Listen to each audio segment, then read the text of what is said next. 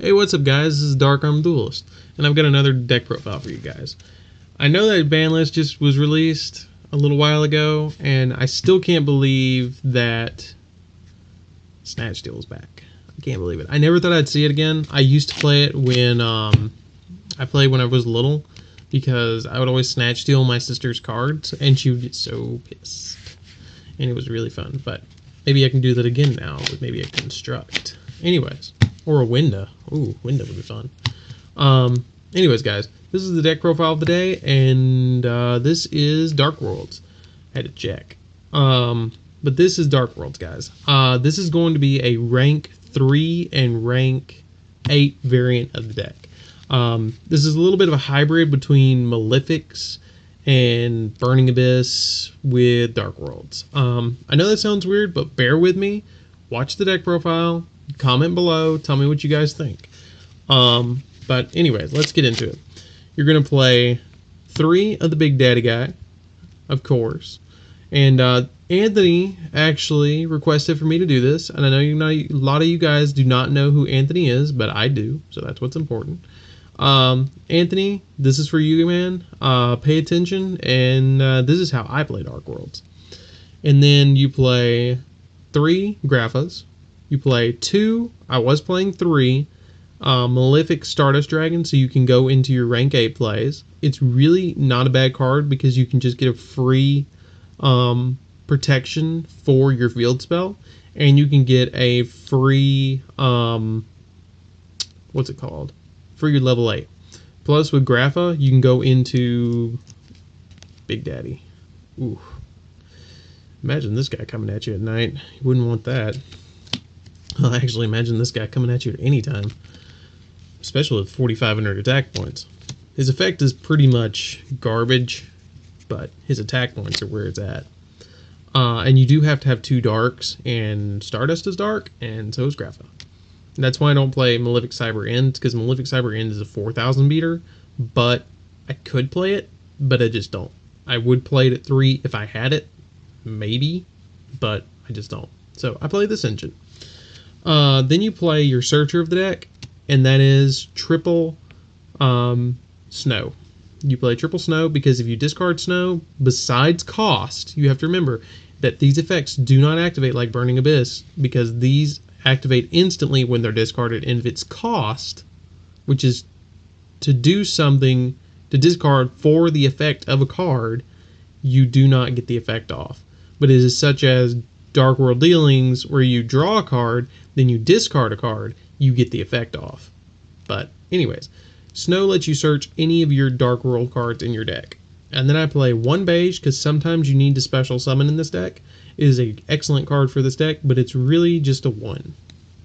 Then you play the extra guy. You play 3 Brows, and with this deck, with triple Tour Guide and triple Scarm, you have 9 targets to overlay with. Now, imagine that. That's like playing Burning Abyss with a Grapha. Come on. It's really nice. You play 3 Brows. This is also a very budget deck, guys.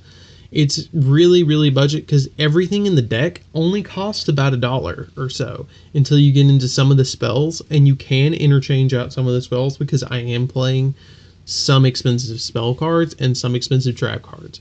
And I'll point those out to you guys when we get there.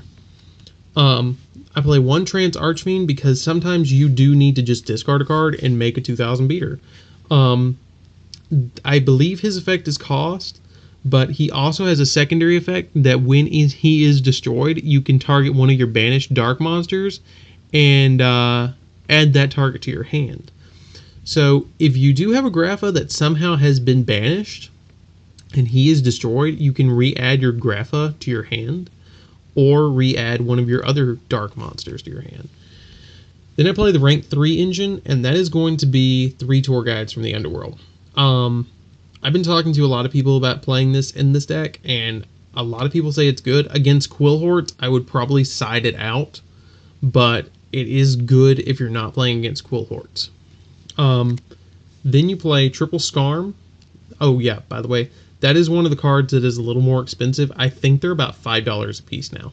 But if you can trade for them, it's not too bad. Then you play 3 Scarm. Malebranche of the Burning Abyss, because he's also a searcher for your tour guides and your brows. So if you do need a brow in hand quick, you can go tour guide Scarm, or you can special summon Scarm with a tour guide or with a what's his name, brow immediately from hand at the beginning of the duel and go into a rank 3. It's really nice, and I like him. I like him in the deck. Then you play 3 Gates of the Dark World, and that is essentially going to be your engine of the deck. It is the MVP of the deck. Without this card, this deck would not work nearly as well. Until the structured deck came out, this deck was garbage. I do like playing 3 Gates in the deck instead of 2 or 1. I don't know anybody who play 1. I've seen some people play 2, but I don't think they know what they're talking about.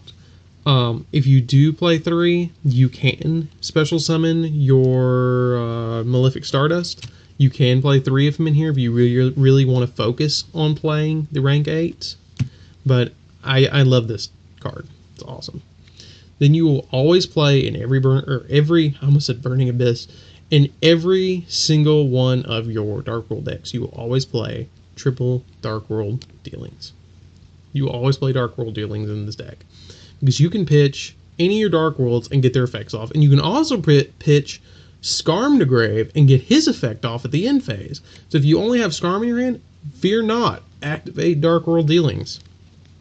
Then you can play triple Drag Down to the Grave, and this deck focuses on psyching your opponent out, in my opinion, because you get to see what they're doing before they're going to do it.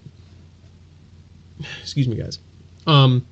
With this card, you can look at your opponent's hand and discard a card, and then they can look at your hand and discard a card, but they're already going to know what you're going to have in your hand pretty much, because you can control when you do it.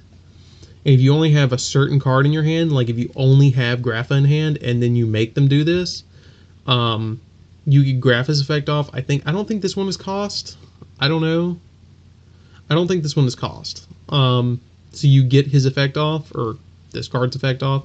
I don't think this card is even expensive either. I think it may be $3 a piece, but sometimes you can find it in trade binders for they don't know what they've got.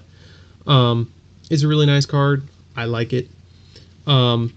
Then you play, I am Pat Hovening this deck because I like playing a 34 card deck. Yeah, I like playing 34 card deck. And you play 3 Upstart Goblins. You can change this out and not play Upstart Goblin at all if you don't want to. I would play triple Upstart Goblin because it makes the deck faster. But if you want to grind the deck a little bit and get some of your other cards out, you could potentially play cards like another Malefic Stardust Dragon and then play double trade-in. I've done that before when I needed my Upstart Goblins for another deck. Then you can play Foolish Burial. I love Foolish Burial. If you're playing Yu-Gi-Oh!, you probably have one. If you have a Dark World in hand that you can normal summon, and you draw Foolish Burial, you can activate Foolish Burial, send Grapha to Grave, normal summon your monster, normal summon your Dark World, and then activate Foolish, or not activate Foolish, you already activated it. Why would you activate it twice? It's limited to 1. You'd be cheating. You can special summon Grapha by balancing your Dark World back. So, and essentially, you're making a 2700 beater off of 1 card. It's really, really good. And plus, you're getting Grapha exactly where you want him. Then I like playing a single Eradicator Epidemic Virus, because if you call traps, it is essentially a trap stun that sends the traps to the grave for 3 turns. I love this card. It is one of the MVPs of the deck. I love it, love it, love it. It's awesome. Then you play double Mind Crush because, again, this deck is about psyching your opponent out. And if you can call something in their hand, like if you know they have El Shadow Fusion in their hand or Shadow Fusion, you can tell you guys that I don't like Shadows. Like, I like playing Shadows, but they're a little rough. Or they have Quillhort Scout, and you activate this and you call Quillhort Scout. They discard Quillhort Scout. And then if you call it wrong, like if you want to say Elemental Hero Stratos, yeah, I know, free him. It's not going to happen right now. I'm going to get a thumbs down for that. I feel it. I'm going to get a thumbs down because I'm playing Dark Worlds. Mind Crush will let you just see what they've got, and it's really good. And then you play the other Pat Homan cards of the deck. And I really want a set of these with just Pat Homan's face. I mean, it already looks like the guy, but still. And then I play double skill drain. You can play triple skill drain, but it's really counterproductive if you're playing tour guide. And I don't know how I'm always doing that, where I'm actually pulling it up where I want it to be, but I'm not going to complain. That is the main deck, and I find it to be pretty consistent. I know a lot of people ask me that every time.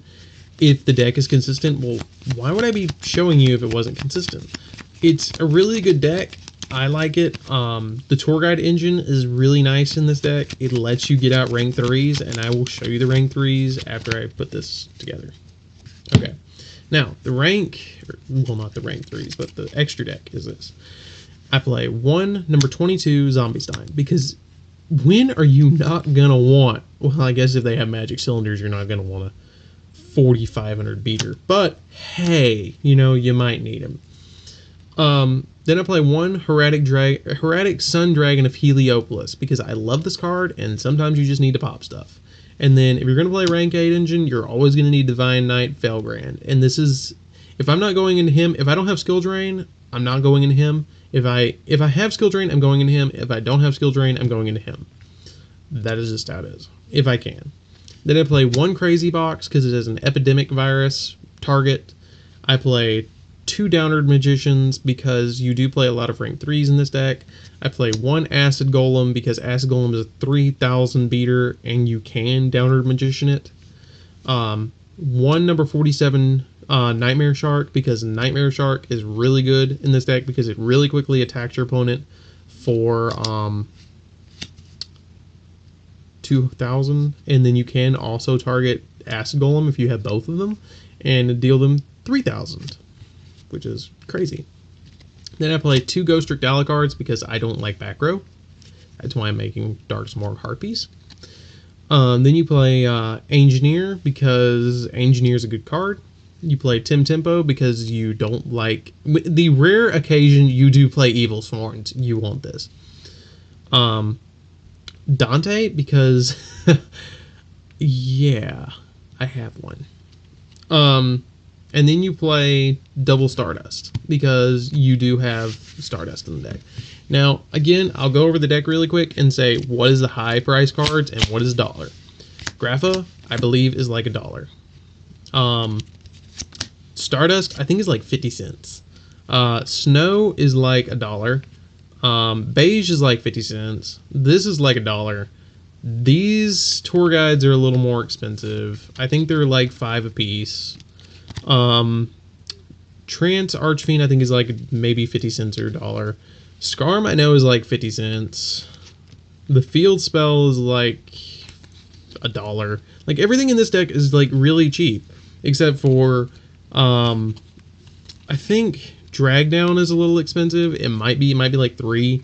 Upstart Goblins are like 4 a piece, but you could trade for them. And Mind Crush, I think, might be a little expensive, and Skill Drain, I know, is expensive. Skill Drain is the most expensive card in this main deck, which is amazing. I think Skill Drain is like 6. It was 6 last time I saw it, but I think it's probably gone up because of cohorts. But again, if you want to play this deck without Skill Drain, I say something that I wanted it to be there, and then it's not. It'll be the next one. Nope. Okay, whatever, Grapha. You really want to be the MVP, don't you? Well, I guess you are. But anyways, guys, this is my Dark World deck profile, and I will see you guys around. This is Dark Arm Duelist signing out.